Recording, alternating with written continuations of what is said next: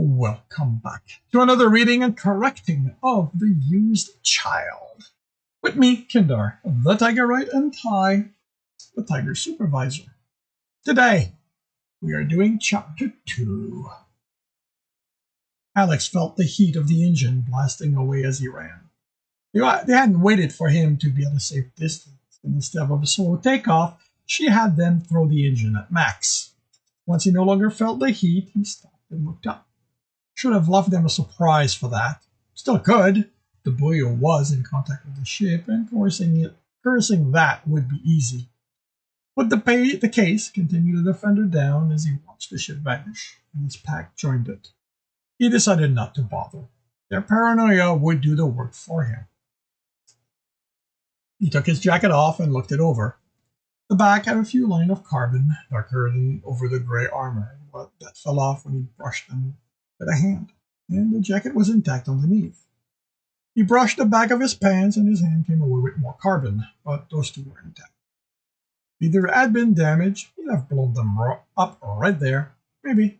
No, it would be months before they reached the station, and he could imagine them staying awake the entire time. In a locked ship that size, with those kind of personalities? He smiled to himself, wondering which one would be left alive after all that time. He looked around at the 15 permacrete building, large enough to only hold one ship each, and some couldn't be more than two-person shuttles, and that permacrete landing pad in the center of them. Was this supposed to be a port? Where was the control center? He looked up at this clear sky. Okay, so this place might not have the kind of traffic requiring someone ready to help at moment's notice, but still, this wasn't the edge of the universe. It was barely the edge of explored space. He'd expected more. The automated bull had led him to think there was more here. Fingered his earpiece. Did the thing lie to him? Maybe this was why Therion 2 had been at the bottom of the list he'd taken from the law officer. Could Tristan really be hiding here? Hadn't been in any of the other locations on the list. If he wasn't here, Alex didn't want to think about that. Took out his data pad, and after connecting to the bureau, brought up a local map.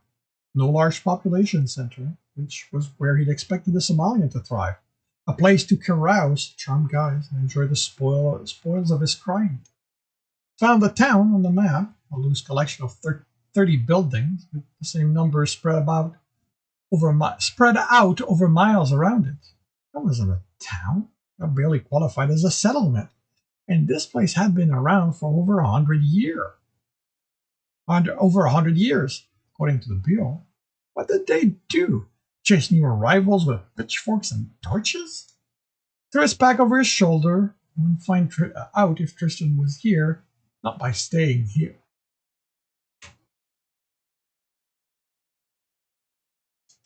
He wouldn't find out if Tristan was here or not by staying here.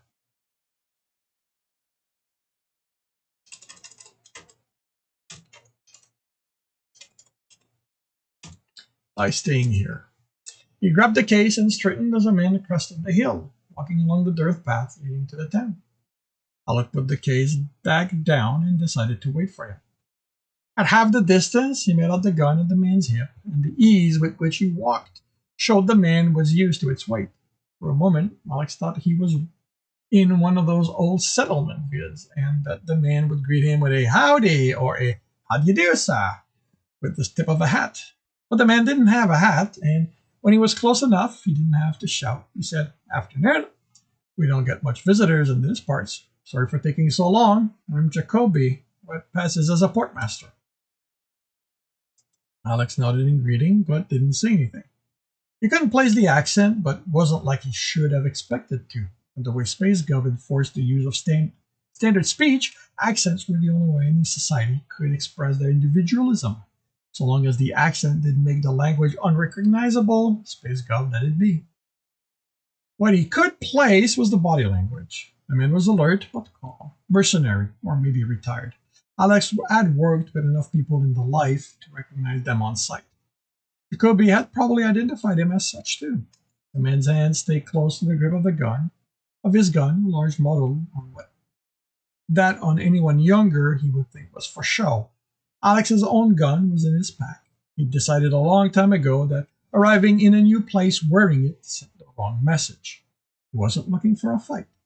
The knife at his belt was enough to let anyone looking to start something know he wouldn't back down.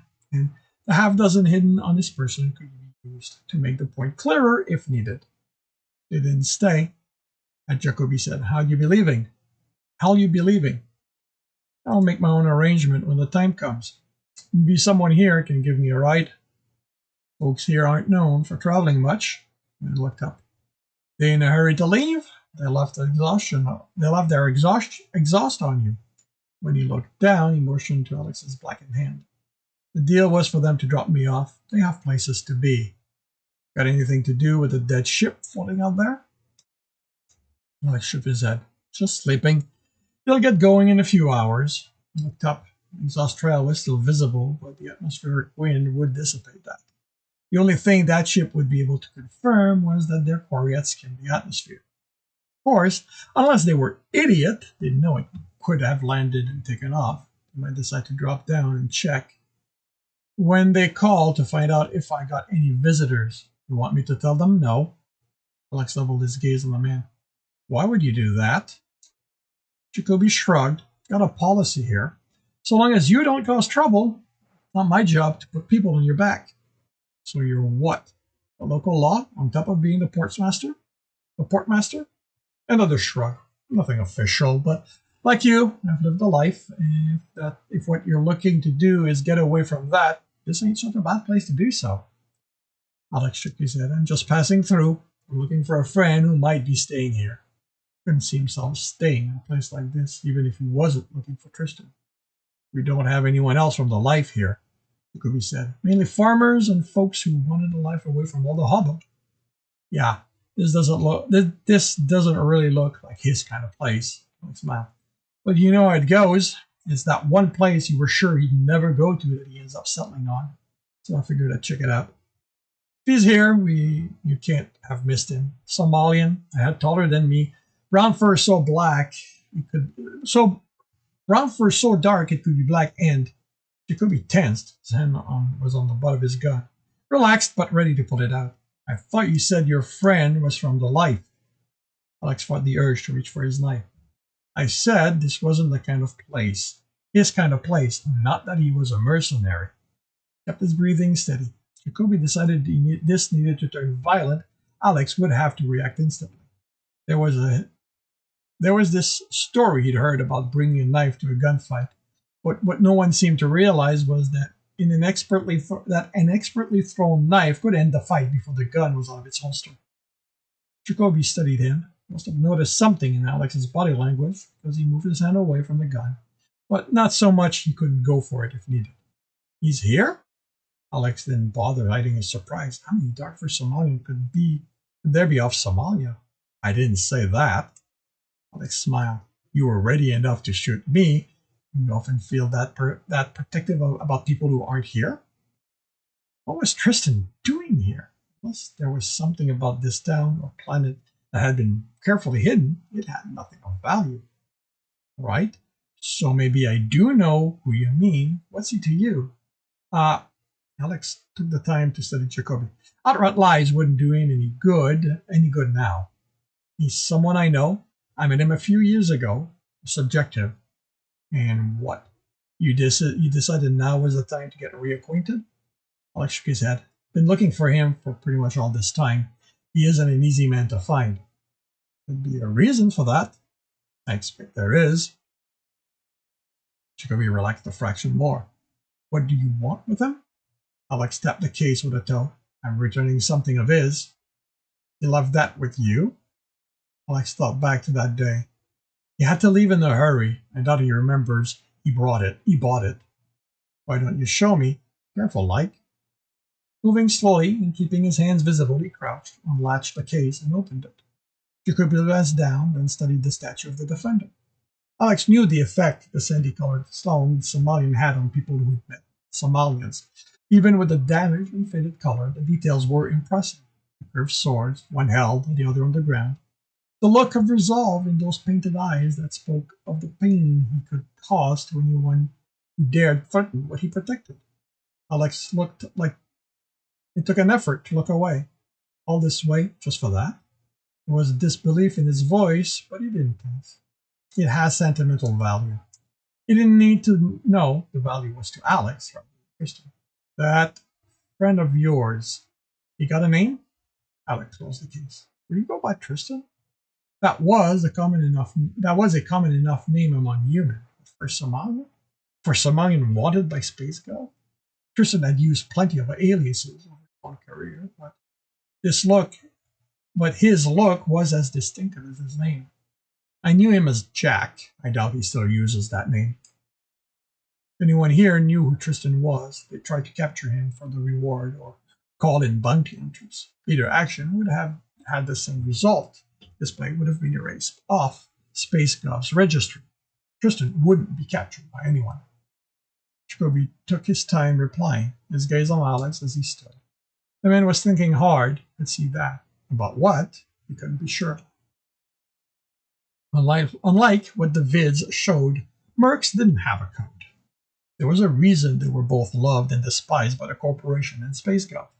If there was enough money involved, a merc could do just about anything. One individual merc might have scruples, but there would always be one willing to commit that unimaginable act of atrocity. We call him Tech, Jacoby finally said, on account of him knowing so much about machines and stuff. Alex nodded. This did confirm it could be him. What's his name? Just Tech. We don't prod here. Jacoby indicated one of the buildings. First thing I saw him do when I got here was fix up Cornelius' ship. Why'd he do that? She had to rush off in a hurry. I offered mine, but hers had all the medical stuff. I guess that whoever took her away needed that. Tex fixed it so she could go. When she came back, he went over it again. Fixed it good enough. She hasn't had any problems since. Just like that? He fixed it for her? That couldn't be him.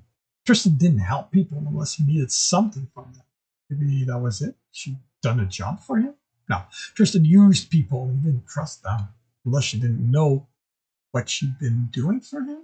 Maybe obtaining something illegal? But then why repair the ship afterward? He's a nice guy. He's fixed just about anything that's been broken here. Could there be too dark for Somalian? It sounded like it, so this might be a waste of time. But he'd be here for months, even if he could find someone to pick him up now, unless he asked that ship when it woke up. That would fall under the stupider stuff he'd done in his quest to find Tristan. Might as well go check this Somalian out. Where can I find this Tech? You're willing to give me your word? What about? Tech's part of this community. I want your word you're not going to cause him trouble.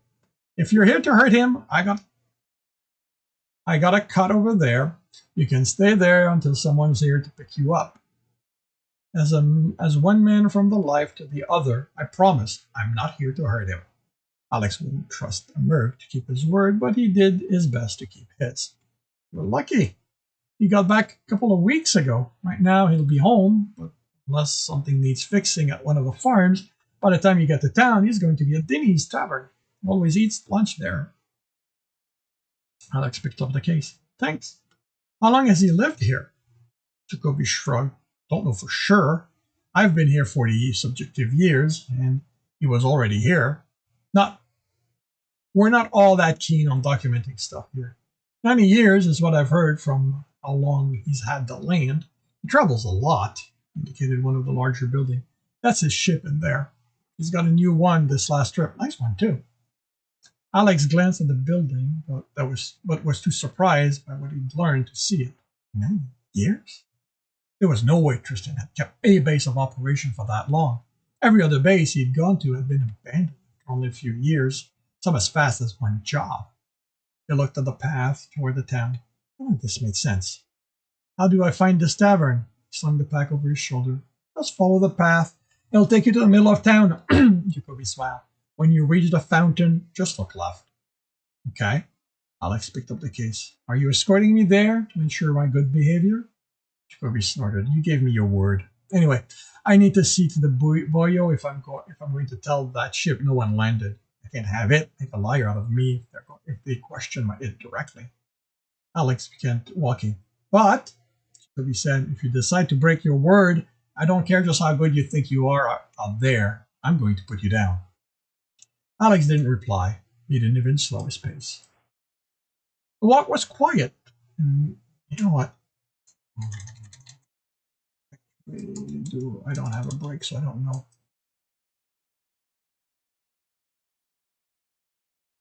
I don't know what I used.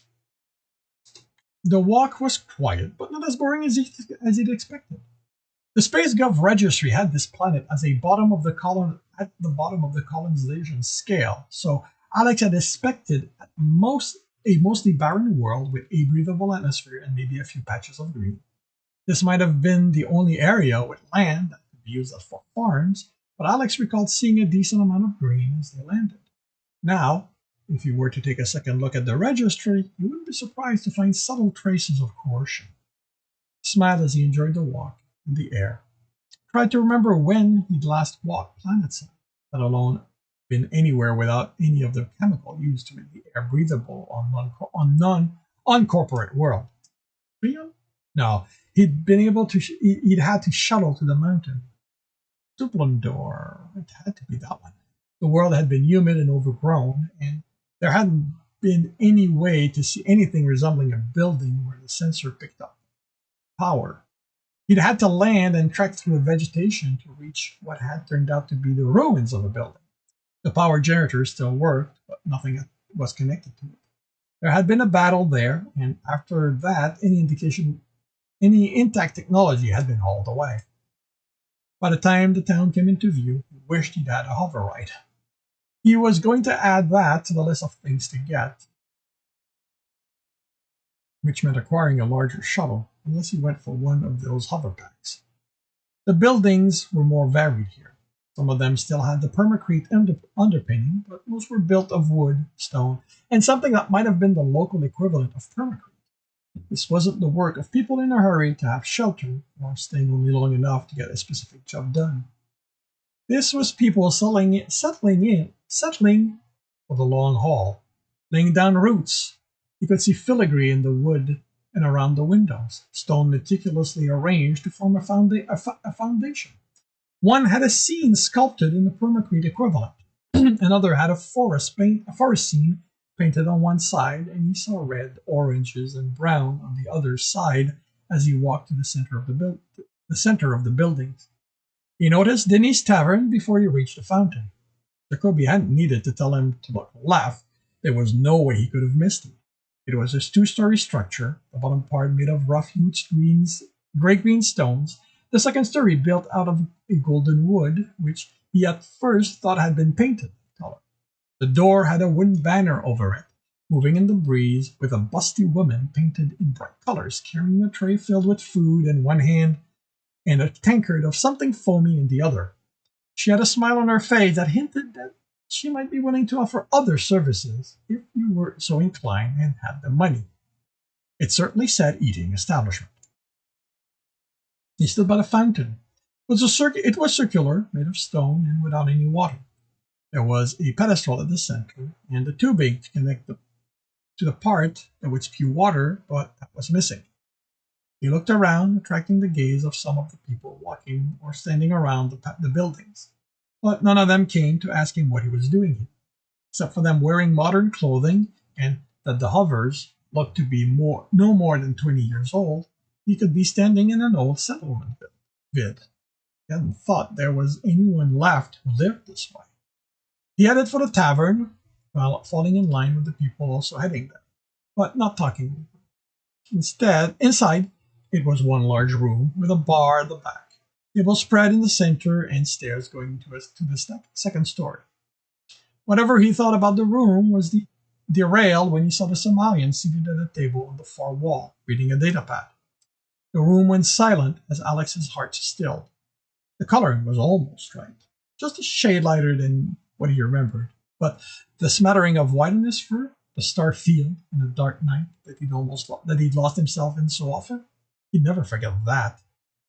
How that had looked on Jack's chest. Any lingering doubt left as the Somalian looked away from the datapad and their eyes met. He'd only seen them once when he'd found out Jack hadn't been real. but they had haunted his dreams. The coldness in them had burned his way into his heart. Here, of all places, this was where he'd found him, the alien who had ripped his heart apart. Samuelin's eyes moved past Alex to a man. They exchanged a few words, and he went back to reading. Alex's heart began beating again. Sound restarted. Men and women talking among each other, plates scraping on the table. He had to go to him, remind him of what he promised. He needed to go and make sure he kept his word. He had to talk to him. Instead, he headed to the bar. This concludes Chapter 2 of The Used Child. If you are enjoying this, please leave a like.